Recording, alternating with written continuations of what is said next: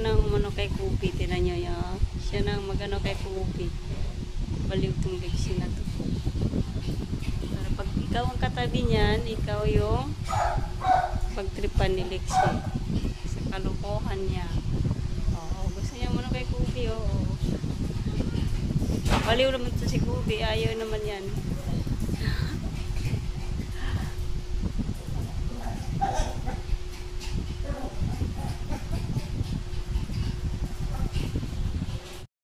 Ayan na yung alaga guys. Oh.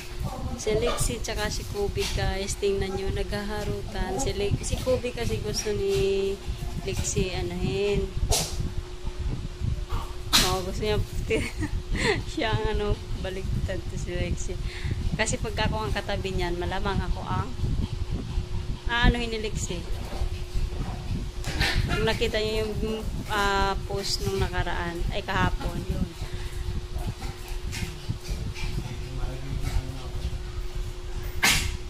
Tinan mo guys, di ba si isang nandito, ngayon gusto na ni Lexie pumatong kay Kubi, siya yung magkaano.